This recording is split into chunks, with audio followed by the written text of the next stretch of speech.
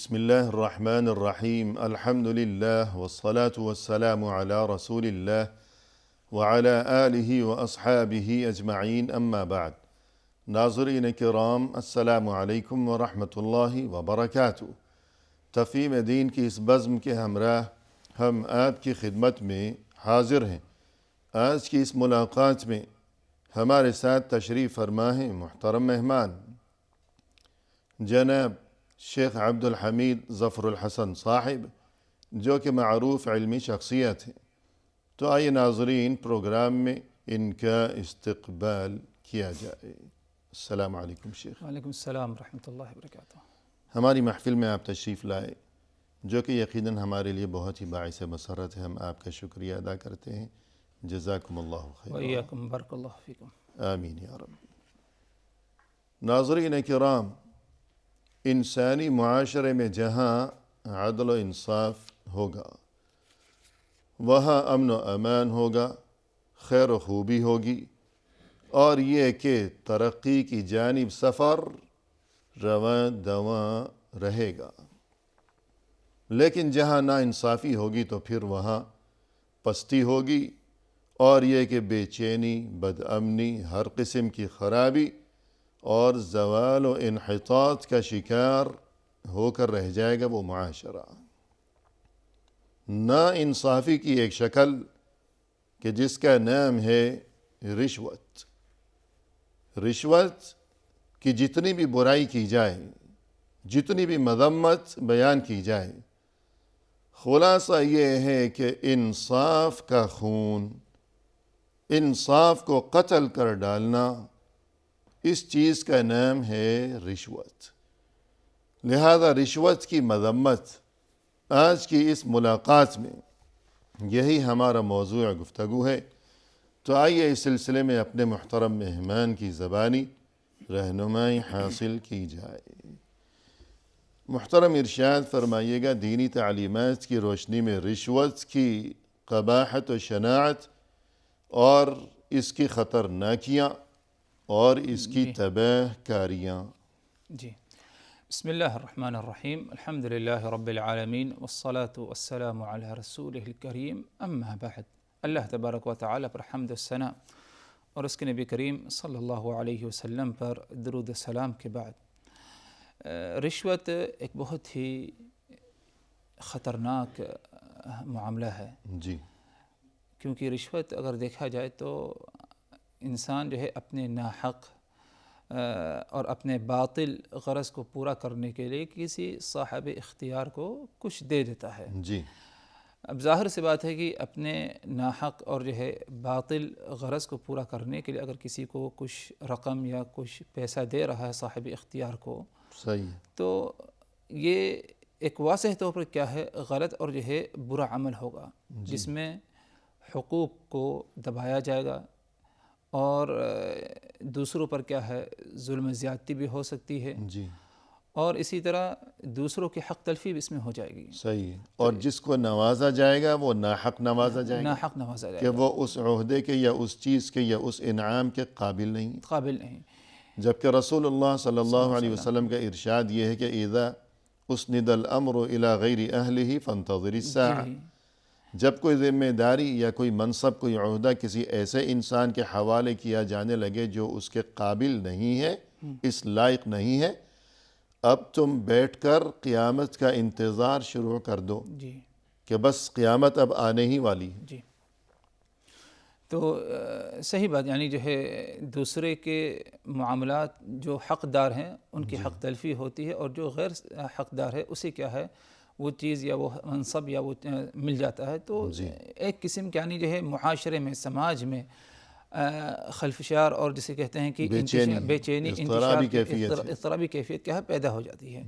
تو اسی لیے شریعت میں رشوت کے بارے میں اگر غور کیا جائے تو صرف رشوت دینے والے کی مذمت نہیں، جو دینے والا ہے، لینے والا ہے، اور جو درمیان میں دلالی اور ذریعہ بنتا ہے، سب کیا ہے گناہ میں کیا ہے شامل ہیں۔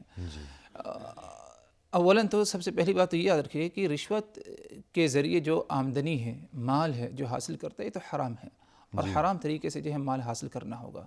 اور شریعت میں کیا ہے حرام طریقے سے مال حاصل کرنے سے ہمیں روکا گیا ہے، اور اپنی روزی روٹی رزق کو کیا ہے حلال پر اکتفا کرنے کا ہمیں کیا ہے حکم دیا گیا ہے. جی اللہ تبارک و تعالیٰ کا فرمان قرآن مجید میں وَلَا تَأْكُلُوا أَمْوَالَكُمْ بَيْنَكُمْ بِالْبَاطِلِ وَتُدْلُوا بِهَا إِلَى الْحُكَّامِ لِتَأْكُلُوا فَرِيقًا مِّنْ أَمْوَالِ النَّاسِ بِالْإِثْمِ وَأَنْتُمْ تَعْلَمُونَ.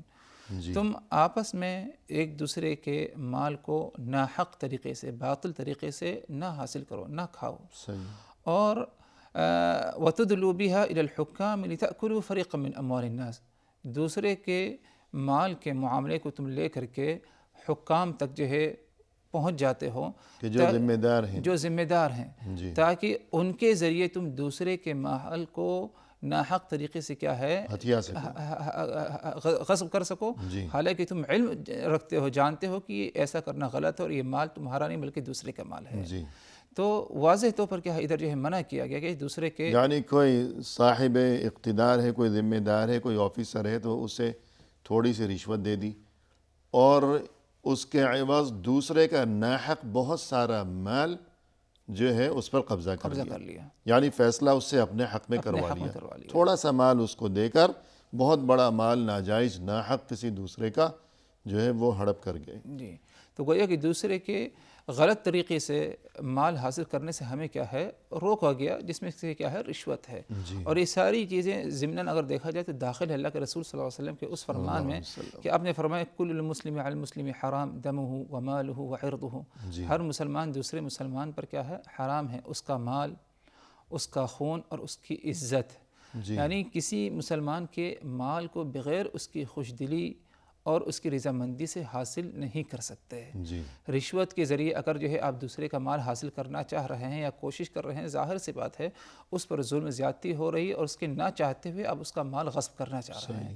تو یہ سب کیا ہے حرمت میں اور کیا ہے حرام میں کیا ہے داخل ہے. بلکہ اگر غور کیا جائے تو یہاں تو دو باتیں سمجھ میں آ رہی ہیں. ایک تو یہ کہ رشوت دی جی اور یوں رشوت دے کر اس آفیسر کے ذریعے دوسرے کا مال جو ہے اس پر قبضہ کر لیا کہ فیصلہ اپنے حق میں لے لیا اسے رشوت دے کر. تو دوسرے کا مال باطل طریقے سے ناحق طریقے سے ہتھیا لیا. اور باطل طریقے سے دوسرے کا مال لینا جس چیز سے منع کیا گیا ہے تو اسی ایک عمل میں اس کی دوسری شکل بھی پائی گئی. وہ یہ کہ جو آفیسر ہے، ذمہ دار ہے، بڑا ہے، وہ دوسروں کو کہتا ہے کہ میں تمہارا جائز کام بھی اس وقت تک نہیں کروں گا جب تک تم مجھے رشوت نہیں دو گے. یعنی اس آدمی نے تو ناجائز کام کروانے کے لیے خود اس کو رشوت دی ہے کہ دوسرے کا مال ہتھیا لے. لیکن بعض اوقات جائز کام بھی انسان کے جو ہیں وہ رکے رہتے ہیں سالوں، کہ جس کے پاس وہ معاملہ ہے، وہ فائل ہے، وہ جائز کام بھی نہیں کرتا کہ جب تک رشوت نہیں دو گے، فائل میں کچھ نوٹ رکھ کے نہیں دو گے تو تمہاری فائل یہیں پڑی جو ہے یہ بس سڑتی رہے گی. تو یہ بھی جو ہے اکل اموال الناس بالباطل کے رشوت کا لین دین یہ بھی اس میں آ گیا کہ زبردستی دوسرے کے مال پر قبضہ کرنا. اور قرآن کریم میں جہاں اس چیز کی مذمت بیان کی گئی ہے تو ایک چیز ہمیں بطور خاص نظر آتی ہے کہ جو گزشتہ اقوام تھی بالخصوص یہود کی ایک مذمت قرآن کریم میں اس حوالے سے بھی بیان کی گئی.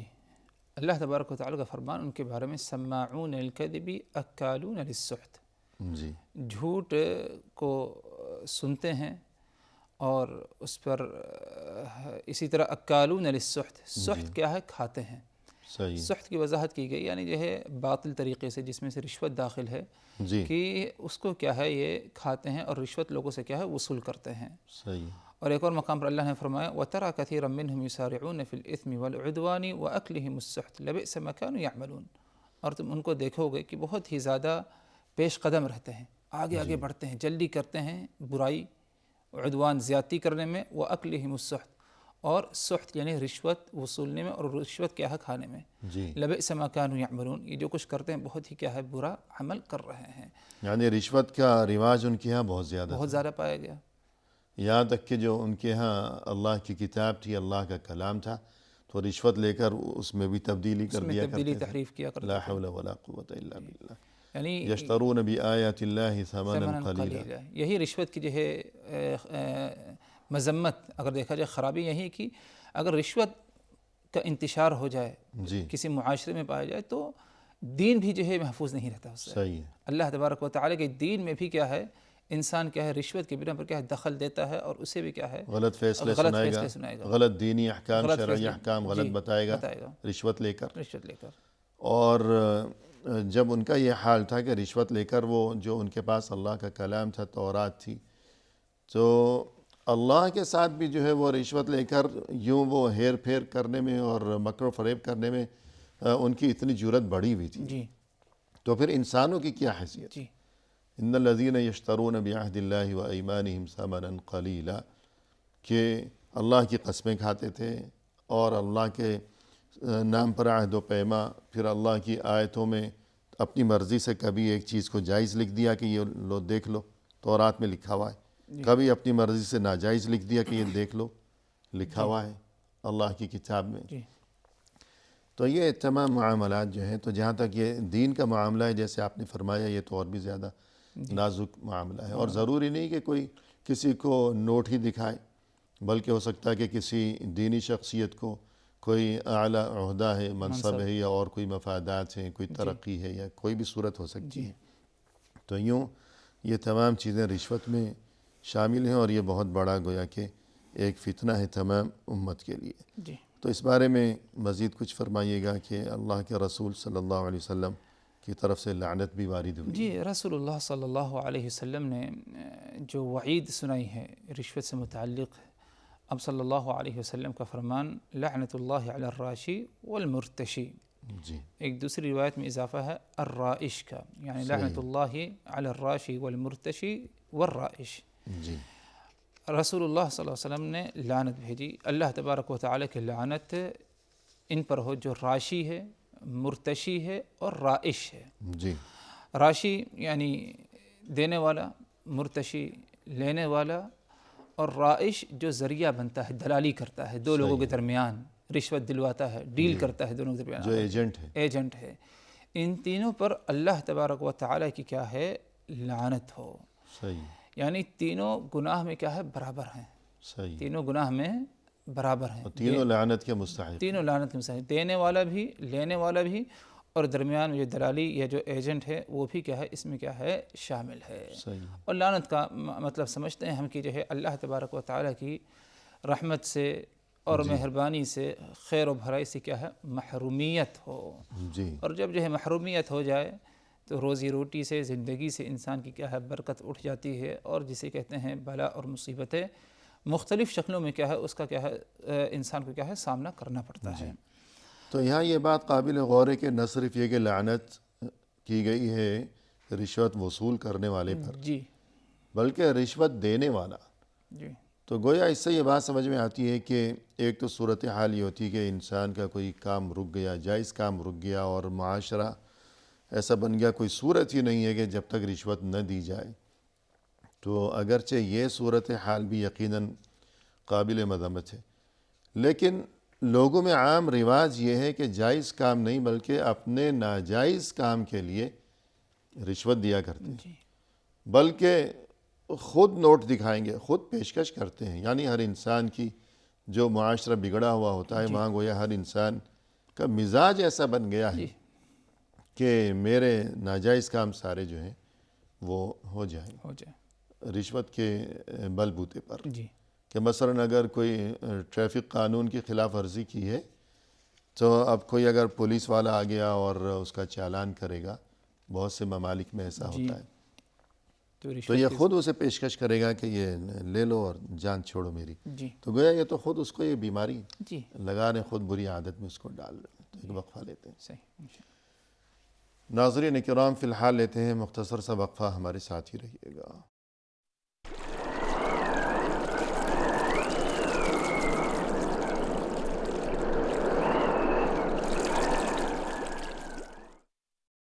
محترم ناظرین, وقفے کے بعد ہم حاضر خدمت ہیں. آئیے سلسلہ گفتگو کو آگے بڑھایا جائے اپنے مہمان کی زبانی. شیخ, وقفے سے قبل گفتگو چل رہی تھی کہ رشوت کا لینا دینا اور اس چیز کی دلالی کرنا, جو ایجنٹ ہے اس پر بھی لعنت, جو لیتا ہے رشوت اس پر بھی لعنت, جو رشوت پیش کرتا ہے اس پر بھی لعنت وارد ہوئی ہے. رسول اللہ صلی اللہ علیہ وسلم کی طرف سے اللہ کی لعنت وارد ہوئی ہے۔ جی تو اگر غور کیا جائے اپنے آس پاس اور اپنے ارد گرد کا جو ماحول ہے تو بعض اوقات ایسی صورت نظر آتی ہے کہ کوئی شخص کسی بڑے آفیسر کو، بڑے ذمہ دار کو ہدیہ پیش کرتا ہے، جی تو یہ کیا معاملہ ہے؟ جی کسی آفیسر، کسی ذمہ دار یا ایک عام انسان جی جو کہ کہیں پر ذمہ داری سنبھالا ہوا ہے، جی چھوٹی سی نوکری کیوں نہ ہو، ایک جگہ آپ کو جو ہے ایک ذمہ داری دی گئی ہے اور اس کے بدلے آپ کو ماہانہ یا جو بھی حساب ہو آپ کو ایک معاوضہ، ایک تنخواہ اور ایک اجرت دی جا رہی ہے، جی تو اس جگہ پر بیٹھے ہوئے اور اس ذمہ داری کو نبھانے کے وقت جو ہے اگر کسی کی طرف سے کچھ آتا ہے آپ کو جی تو وہ قطعی کیا ہے قبول نہ کیا جائے، صحیح، اگرچہ وہ کسی اور نام سے ہو، یعنی کوئی رشوت بول کر کے نہیں دیتا، گفٹ بول کر کے دیتا ہے مثال جی کے طور پر، یا کوئی اور اصطلاح استعمال کر لے، ہدیہ استعمال کر لے، جی تو اگرچہ اس کا نام بدل دیا جائے لیکن حقیقت تو وہی ہے۔ یا بہت سے لوگ کہتے ہیں کہ یہ تو بچوں کے لیے مٹھائی ہے۔ جی تو قطعی کسی قسم کی جو ہے اس چیز کو قبول نہ کیا جائے، جی کیونکہ اللہ کے رسول صلی اللہ علیہ وسلم کے زمانے میں آپ صلی اللہ علیہ وسلم نے ایک شخص کو ذمہ داری دی کہ فلاں جگہ جا کر کیا ہے ادھر کے لوگوں سے صدقات وصول کر کے کیا ہے لے آؤ، جی تو وہ شخص گیا اور جب لوٹ کر کے آیا اور آنے کے بعد کہنے لگا ھذا لکم وھذا اہدی لی، جی یہ سب جو ہے صدقہ ہے تم لوگوں کے لیے جو میں نے ادھر سے وصول کیا ہے، تم لوگوں کے لیے یعنی بیت المال کے بیت المال کے لیے، جی اور یہ جو کچھ مال ہے یہ میرا حصہ ہے کیونکہ یہ مجھے گفٹ دیا گیا، اہدی لی، مجھے ہدیہ دیا گیا ہے۔ صحیح ہے، آپ صلی اللہ علیہ وسلم کو خبر ملی، آپ صلی اللہ علیہ وسلم جو ہے ممبر پر چڑھے اور اللہ تبارک و تعالی کے حمد و ثنا بیان کرنے کے بعد آپ نے کہا ما بال عامل ابعثه فیقول، کیا بات ہے کہ میں عامل کو یعنی ایک کبھی کسی شخص کو بھیجتا ہوں کچھ ذمہ داری دے کر جی کے، زکوٰۃ کی وصولی کے لیے کارندہ، جی، اور جب لوٹ کر کے آتا ہے تو وہ کہتا ہے کہ یہ تمہارے لیے بیت المال کے لیے اور یہ میرے لیے ہے۔ آخر کار وہ اپنے ماں باپ اپنے گھر میں کیوں نہیں بیٹھا رہ گیا، جانے کے بجائے بیٹھا رہتا تو دیکھتا کہ اسے ہدیہ ملتا ہے یا نہیں ملتا۔ جی ہاں یعنی اگر اس کی یہ ذمہ داری نہ ہوتی، یہ پوسٹ، یہ منصب جی اس کے پاس نہ ہوتا، وہ اپنے گھر میں بیٹھا ہوتا، تب ہم دیکھتے کہ کون آ کر اسے کوئی ہدیہ پیش کرتا ہے۔ جی، اور آپ نے کہا والذی نفس محمد بیدہ، اس ذات کی قسم جس کے ہاتھوں میں محمد صلی اللہ علیہ وسلم کی جو ہے جان صلی ہے، اللہ علیہ وسلم، کہ تم میں سے کوئی بھی شخص اس قسم کے مال کو حاصل کر لے اور قیامت والے دن جب وہ حاضر کیا جائے گا تو اس کی گردن میں اونٹ یا گائے یا بکری کیا ہے لٹکا دی جائے گی، اور اس حالت میں اسے کیا ہے پیش کیا جائے گا، کیونکہ جو ہے صدقات وغیرہ جو وصول کرنا تھا اس میں سے بہت بڑا حصہ مویشیوں میں سے ہوا کرتا تھا، جی چوپائے وغیرہ، جی، تو آپ نے جو ہے اس لیے جو ہے یہ مثال دی، اور آپ نے کہا اس کے بعد کہ اللہم حل بلغت، اے اللہ میں نے کیا ہے بلاغ یعنی جو ہے پیغام کو کیا ہے تعلیم کو کیا ہے پہنچا دیا ہے، صحیح اور ہے۔ آپ نے 2 دفعہ یہ بات جو ہے کہی، تو اس یعنی اگر کسی کو اسلامی بیت المال کی طرف سے کارندے کے طور پر جو ہے جی اور اس سرکاری جو ادارہ اموال ہے جی اس کے ملازم کی حیثیت سے کہیں روانہ کیا گیا ہے جی کہ وہ زکوٰۃ صدقات وغیرہ کی وصولی کرے، تو اب اگر کسی نے اسے ہدیہ دیا ہے اور ہدیہ دینے کا مقصد یہ ہے کہ وہ خوش ہو جائے اور ذرا اپنا ہاتھ ہلکا رکھے اور ہم سے تھوڑا وصول کرے، زیادہ وصولی نہ کرے، جی، یہ مقصد ہے، یہ مقصد ہے، تو اگر کسی نے اسے اونٹ دیا ہے تو قیامت کے دن وہ آئے گا، وہ اونٹ اس کے کندھے پر بلبلاتا ہوا چلا آ رہا ہوگا، اور کسی نے اسے گائے دی ہے ہدیے میں تو اس کے کندھے پر گائے ہوگی، گائے لیے چلا آ رہا ہوگا، جی بکری دی ہے تو بکری ہوگی چلاتی ہوئی اس کے کندھے پر، یوں الغرض ناجائز طور پر اس نے جو وصولی کی ہے، جو چیز وصول کی ہے، تو قیامت کے دن سبھی کے سامنے میدان حشر میں اپنے کندھے پر وہی چیز وہ لیے چلائے گا، تو کتنی بڑی رسوائی ہوگی۔ جی تو یوں اس سے یہ بات سمجھ میں آئی کہ اس شخص نے جو یوں کہا کہ یہ مال بیت المال کے لیے ہے، یہ مال میرا اپنا ذاتی ہے کہ مجھے پیش کیا گیا ہے بطور ہدیہ، تو رسول اللہ صلی اللہ علیہ وسلم نے اس چیز کا انکار کیا، اسے قبول نہیں کیا، رد کیا کہ یہ بات چلنے والی نہیں، جی اور سخت ناگواری اور ناراضگی جی کا اظہار بھی فرمایا آپ صلی اللہ علیہ وسلم نے۔ تو یوں رشوت ہی ہے، اس کا نام ہدیہ رکھ دیں، گفٹ رکھ دیں، جو کچھ بھی رکھ دیں، وہ بہرحال بری ہے، اور بری چیز ہمیشہ بری ہی رہے گی۔ یعنی ایک اہم سبق ادھر ملا، خاص طور پر جو لوگ کہیں پر کسی کے ماتحت کام کرتے ہیں، کسی ذمہ داری، ڈاکٹر ہے کسی ہاسپٹل میں، یا کوئی ایک عام ورکر عامل ہو کسی جگہ پر، جو ہے بس اوقات جو ہے باہر سے لوگ آتے ہیں کہ آپ نے جو ہے اگر ہمارا سامان جو ہے بھجوا دیا اپنے ذریعے، اپنے آفس کے ذریعے، اپنے دواخانے کے ذریعے، تو اس میں سے اتنا پرسنٹ آپ کو، یا آپ کو جو ہے اتنا جو ہے ہدیہ تحفہ دے دیا جائے گا۔ یہ سب کیا خیانت تو ہے ہی، اور جسے کہتے ہیں رشوت ہی میں داخل ہے۔ اور آپ صلی اللہ علیہ وسلم نے ایک بہترین قاعدہ ضابطہ ہمیں بتایا ہے، ہدایہ العمال غلولی ہدایہ العمال حرام، کہ عمال کو جو ہدیے تحفے ملتے ہیں، گفٹ ملتے ہیں، یہ حرام ہے، اور یہ کیا ہے؟ خیانت ہے۔ تو آپ کو ایک ذمہ داری دی گئی ہے، اس کے بدلے میں آپ کو کیا ہے؟ ایک معاوضہ اجرت دی جا رہا ہے، اسی پر اکتفا کیا جائے۔ باہر سے کیا ہے؟ کسی اور سے کوئی کیا ہے اس جگہ پر رہتے ہوئے اس کام کو پورا کرنے کے لیے کیا ہے؟ کسی سے کوئی گفٹ اور ہدیہ کیا ہے؟ قبول نہ کیا جائے، اللہ کہ اگر صاحب عمل نے اگر اجازت دے دی تو یہ بات الگ ہے، ورنہ نہ کی جائے، اس سے اجتناب کیا جائے۔ جی، اور جیسا کہ آپ نے اس سے قبل ابتدا میں یہ گفتگو فرمائی تھی کہ جو رشوت ہے، قرآن کریم میں السحت کا لفظ جو استعمال ہوا ہے، تو بقول مفسرین السحت سے مراد رشوت ہی ہے، تو جبکہ سحت کے اصلی معنی ہے حرام چیز، تو گویا رشوت میں حرام خوری کا جو وبال ہے تو وہ چیز بھی شامل ہے، جبکہ رزق حلال پر اکتفا کرنا اور حرام سے بچنا، اس چیز کی دین اسلام میں بڑی تاکید کی گئی ہے۔ تو حرام خوری کی جو مذمت ہے، تو اس بارے میں کچھ آپ فرمائیں گے؟ یہاں تک کہ اس کی دعا ہی قبول نہیں ہوتی جو حرام کھاتا ہے۔ جو شخص جو ہے حرام کھاتا ہے، ظاہر سی بات ہے دعا کی قبولیت سے محروم رہ جاتا ہے۔ جیسے کہ آپ صلی اللہ علیہ وسلم نے ایک موقع پر فرمایا اطب مطعامک تکن مستجاب الدعوہ، تم اپنا کھانا پینا حلال اور پاکیزہ بناؤ، پاکیزہ رکھو، تکن مستجاب الدعوہ، تو تمہاری جو دعائیں ہوں گی وہ قبول کی جائیں گی، مستجاب الدعوات تم بن جاؤ گے۔ یعنی ایک صحابی نے عرض کیا کہ اللہ کے رسول، آپ میرے لیے دعا فرمائیے کہ میں مستجاب الدعوات بن جاؤں، کہ میری ہر دعا اللہ کے ہاں قبول ہوا کرے۔ تب آپ صلی اللہ علیہ وسلم نے اس چیز کا نسخہ یہ بتایا کہ اطب مطعامک تکن مستجاب الدعوہ، کہ تم حلال کھایا کرو، تو نتیجہ یہ ہوگا کہ تم مستجاب الدعوات بن جاؤ گے، تمہاری دعا قبول ہوا کرے گی اللہ کے ہاں۔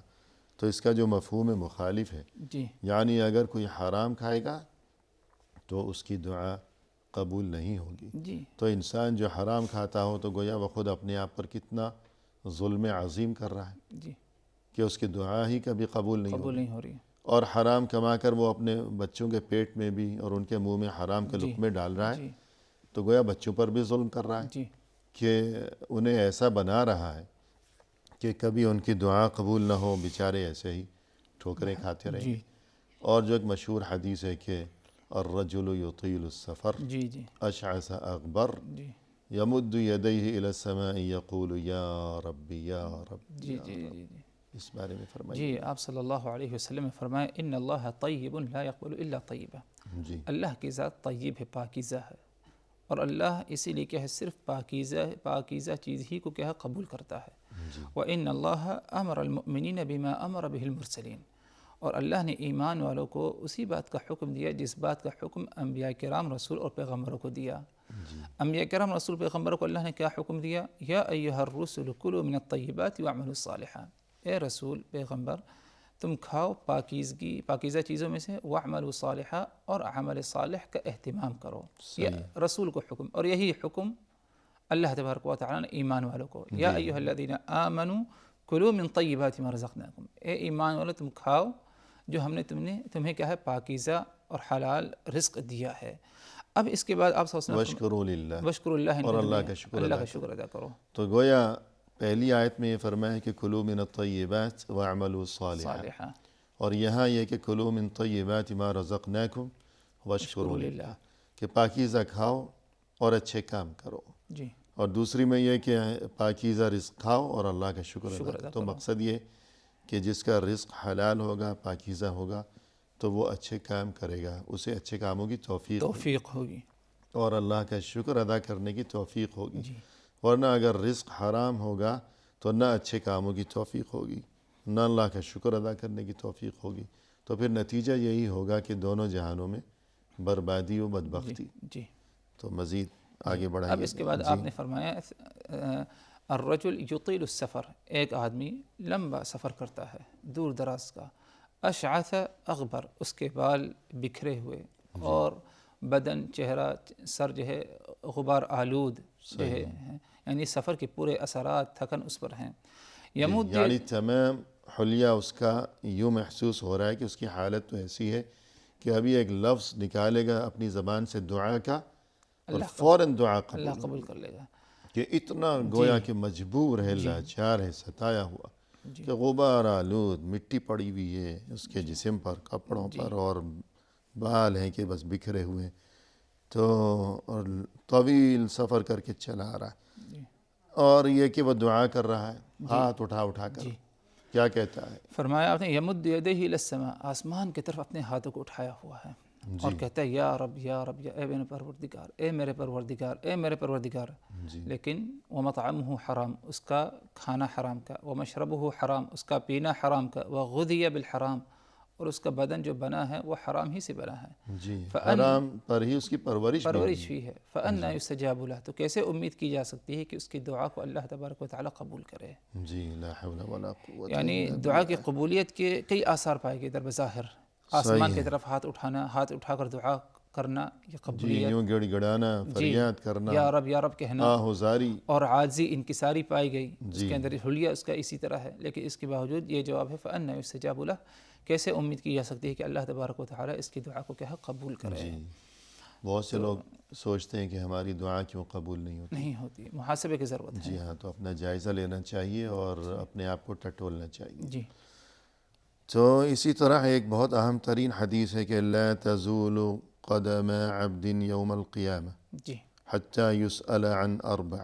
اس بارے میں فرمائیے گا. جی بہت ہی اہم حدیث ہے، جس پر اگر غور کیا جائے تو ہم میں سے ہر ایک کو اس حدیث کو سننے کے بعد، سمجھنے کے بعد اپنا جائزہ، اپنا محاسبہ کرنا چاہیے. فرمایا آپ صلی اللہ علیہ وسلم لا تزول قدم عبد یوم القیامة حتی یسأل عن اربع خصال. 4 باتیں ایسی ہیں جب تک کہ اس کے بارے میں سوال نہ ہو جائے انسان سے، قیامت والے دن اس وقت تک اس کا قدم آگے نہیں بڑھ سکتا ہے، اپنی جگہ سے ہل نہیں سکتا.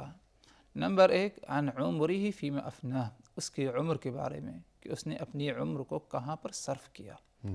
کیا کام کرتا رہا. اللہ نے چاہے مختصر عمر دی ہو یا لمبی عمر سے نوازا ہو، اس عمر کو تم نے کہاں پر استعمال کیا، کہاں پر کیا کام کیا تم نے اس کے ذریعے. وعن شبابہ فیما ابلاہ، اور اس کی جوانی کے بارے میں کہ اپنی جوانی کو تم نے کہاں پر صرف کیا. صحیح ہے. تو اگرچہ جوانی بھی عمر ہی کا حصہ ہے، لیکن جوانی کے بارے میں الگ سے مستقل سوال کیا گیا ہے. چونکہ انسان اچھے برے جو کام کیا کرتا ہے تو زیادہ تر جوانی میں ہی، کہ اس سے پہلے بچپن کا دور ہے، اس سے کچھ ہوش ہی نہیں ہے اور وہ مکلف بھی نہیں ہے، اور جوانی کے بعد بڑھاپے میں ویسے ہی وہ کمزور پڑ چکا ہوتا ہے. تو تمام عمر کے بارے میں سوال کیا جائے گا، اور الگ سے مستقل جوانی کا جو مرحلہ ہے اس کے بارے میں الگ سے سوال کیا جائے گا. اس کے بعد وعن مالہ من این اکتسبہ وفیما انفقہ، اور اس کے مال کے بارے میں اس سے پوچھا جائے گا کہ کہاں سے حاصل کیا اور کہاں پر اس نے صرف کیا. رشوت کہاں سے لیا اور کہاں پر اس کو کیا صرف کیا. 2 سوال ہوں گے مال کے بارے میں. یعنی بسا اوقات انسان وصول کر لیتا ہے رشوت، لیکن بعض ایسے ہیں کہ دیتے ہیں رشوت، مال صرف کرنا، دونوں معاملات ہیں. تو پوچھا جائے گا تم نے مال کہاں سے حاصل کیا، اور جو مال اگر تم نے حلال طریقے سے حاصل کر لیا تو اسے تم نے کہاں پر خرچ کیا، اس کے بارے میں بھی سوال ہوگا. اور اسی طرح وعن علمہ ماذا عمل فیہ، اور اس کے علم کے بارے میں کہ تم نے اپنے علم کے ساتھ کیا کیا. اور علم سے مراد ادھر جو کچھ انسان کو جس کا علم ہوتا ہے، جس میں سے یہ ہے رشوت، کہ ایک ایمان والا جانتا ہے کہ رشوت شریعت میں مذموم اور حرام عمل ہے. اس علم کے ساتھ تم نے کیا کہ اس پر عمل کیا یا نہیں کیا، اس کے بارے میں بھی کیا ہے سوال ہوگا اس سے. تو وقفہ لیتے ہیں. ناظرین کرام فی الحال لیتے ہیں ایک مختصر سا وقفہ، ہمارے ساتھ ہی رہیے گا.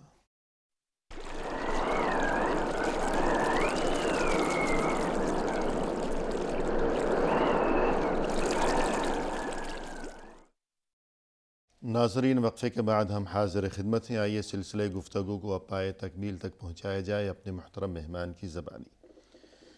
شیخ، وقفے سے قبل آپ نے گفتگو فرمائی کہ جو رشوت ہے یہ گویا کہ حرام ہے. جی. رشوت دینے والا بھی حرام کام کر رہا ہے اور جو رشوت کی وصولی کر رہا ہے وہ حرام وصول کر رہا ہے، جبکہ حرام کمانے سے، حرام کھانے سے دین اسلام میں نہایت سختی کے ساتھ منع کیا گیا ہے. جی. تو یہاں اس سلسلے میں ایک بات قابل غور ہے کہ بقول اہل علم انسان کی موت کے بعد جو یہ جسم ہے خاکی، یہ تو عارضی و فانی چیز ہے. جی. انسان تو جو ہے وہ اصل میں جو اس کے اندر انسانیت ہے، جو جسم کے اندر جو انسانیت ہے، جو روح ہے، اس چیز کا نام ہے اصل میں انسان. تو موت کے بعد یہ جسم جو ہے جب اس میں ٹوٹ پھوٹ کے معاملات شروع ہوتے ہیں، اللہ سبھی کے ساتھ آسانی فرمائے. تو یہ جو سراپا ہے، زندگی بھر انسان جو ہے وہ پیسے کے لیے اور مال کی ہوس میں اور مال کا پجاری بنا رہا، خود کو ہلکان کیے رکھا، نہ حلال کی فکر نہ حرام کی تمیز، تو کھاتا ہے جو مرضی مل جائے. تو مرنے کے بعد یہ جو جسم ہے تو یہ جو اس میں خرابی پیدا ہوگی، ٹوٹ پھوٹ، گلنا، سڑنا، تو یہ کہاں سے شروع ہوگا اور کھانے سے کیا تعلق ہے اس کا؟ جی ظاہر سی بات ہے. یعنی بعض اہل علم کے بقول جیسا کہ فرمایا کہ ان اول ما ينتن من الانسان بطنه. جی. کتنا عجیب معاملہ ہے.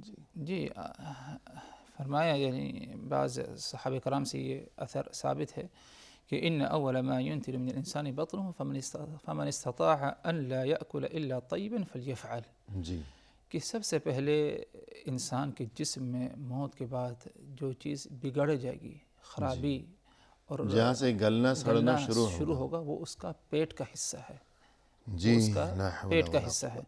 فرمایا آپ نے فمن استطاع ان لا يأكل الا طيبا فليفعل.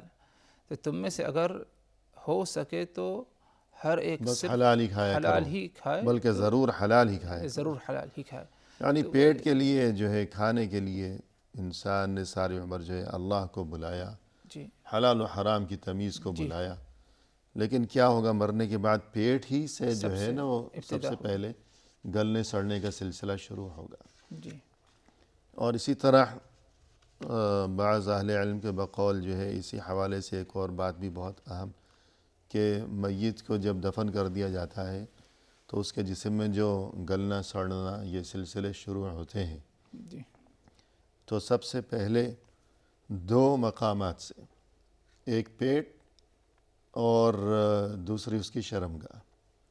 سب سے پہلے یعنی ایک تو جہاں سے کھانا گیا ہے، دوسرا جہاں سے اس کا اخراج ہوا ہے.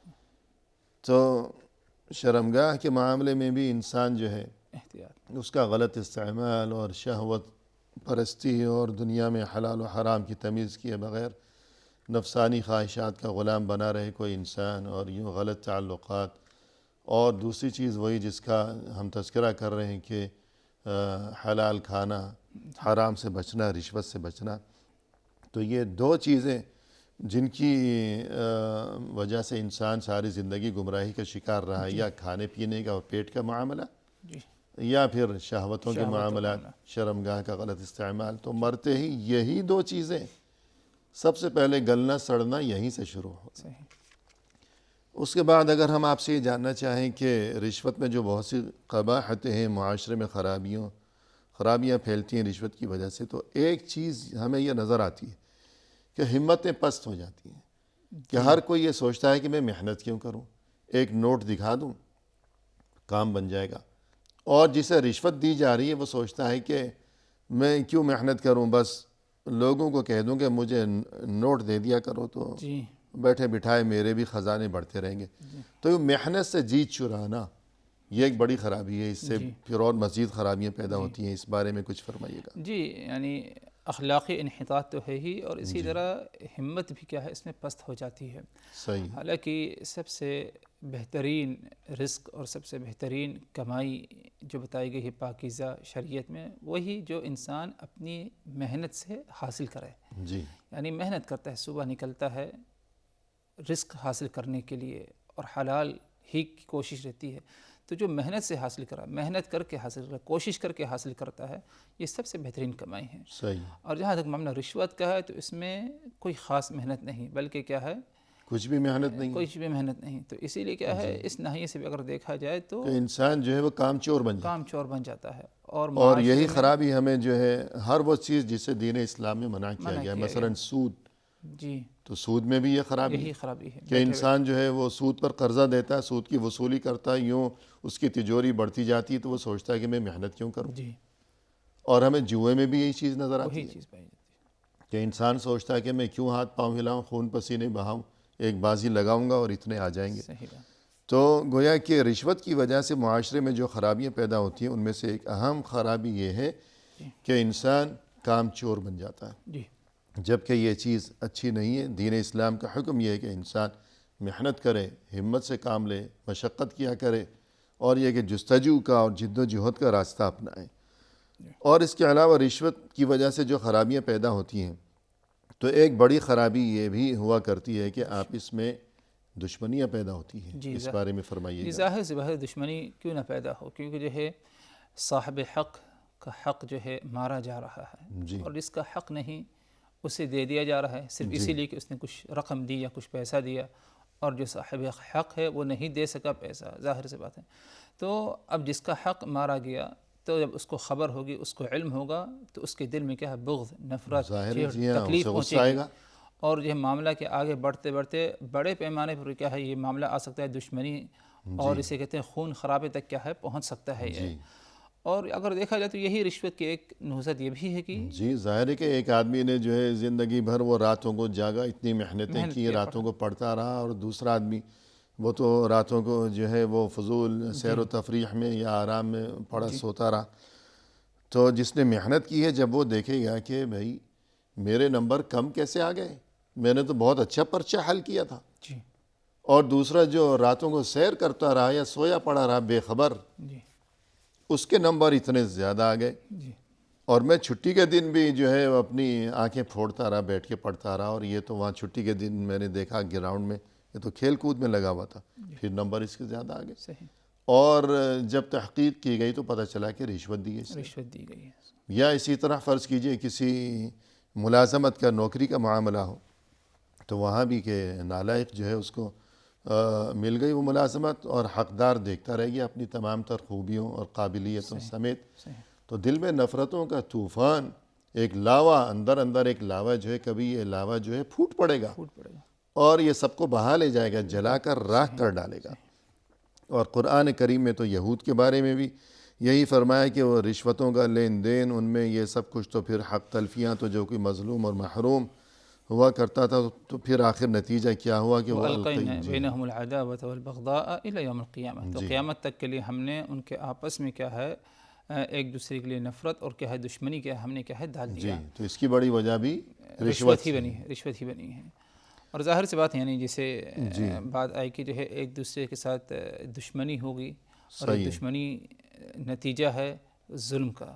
جی ہاں، اور ظلم کا ایک اہم نتیجہ یہ ہے کہ اللہ تبارک و تعالیٰ کی طرف سے کیا ہے عذاب کا مستحق، صحیح ہے، جیسے کہ اللہ کے رسول صلی اللہ اور دنیا میں بھی عذاب، دنیا میں بھی عذاب کا مستحق۔ اللہ کے رسول صلی اللہ علیہ وسلم نے فرمایا کہ کوئی گناہ ایسا نہیں کہ جس کی سزا اللہ تبارک و تعالیٰ آخرت سے پہلے دنیا میں تیرے، آخرت میں اس کی سزا ہے، لیکن دنیا میں بھی اسے اس کی سزا مل جاتی ہے۔ وہ دو گناہ ہے، البغی و قطیعۃ الرحم، ایک تو ہے قطع رحمی، اور دوسرا ہے بغی، یعنی جو ہے ظلم اور زیادتی کرنا۔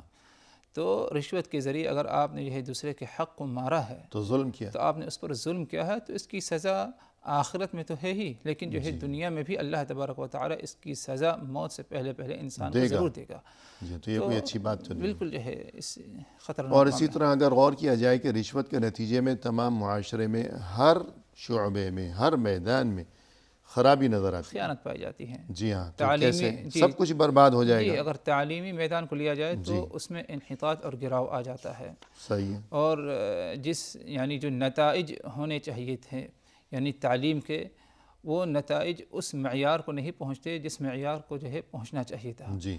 یعنی اگر رشوت ہی کے ذریعے طلبہ کو کامیاب کر دیا جائے، پاس کیا جائے، تو کوئی علم تو حاصل ہوا نہیں ان کو، کوئی قابلیت نہیں ہے، کوئی قابلیت نہیں. تو اب کل کوئی ذمہ داری ان کے سپرد کی جائے گی تو وہ کیا کریں گے؟ تو اس میں کیا ہے، کمزوریاں پائی جائیں گی اس موقع پر جو ہے ذمہ داری کو نبھانے میں. اور اس کا جو سبب بنا وہ رشوت خوری ہی جو ہے سبب بنا. جی ہاں. تو کل کو یہی جو ہے یہ استاد بنیں گے، جی، یہ قوم کو پڑھائیں گے آگے. جی.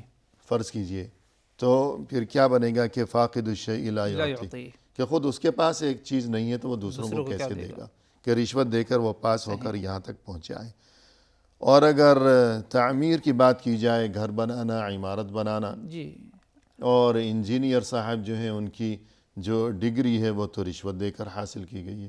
جی. تو کیا بنے گا، لوگوں ظاہر کے سروں پہ گر جائے گی بلڈنگ. تعمیر میں جو ہے کمزوریاں پائی جائیں گی، اور جو ہے موسم کی تبدیلیوں پر کیا ہے وہ خیانتیں کیا ہے ظاہر ہوں گی. یعنی جو رشوت کے بنا پر جو ہے خیانت ہوئی ہے.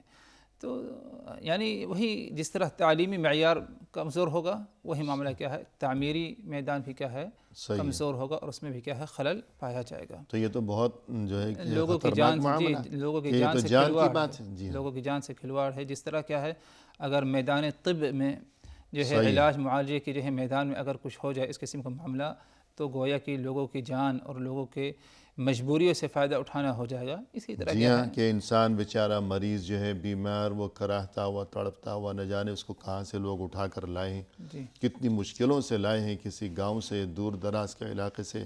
اب سارا دن لائنوں میں لگنے کے بعد ڈاکٹر کے پاس اس کی باری آئی ہے، اور کتنی فیسیں اس نے ادا کی ہیں، کتنا پیسہ خرچ کیا ہے. اور جو ڈاکٹر صاحب وہاں بیٹھے ہوئے ہیں وہ تو رشوت دے کر پاس ہوئے ہیں. صحیح. وہ کیا علاج کریں گے؟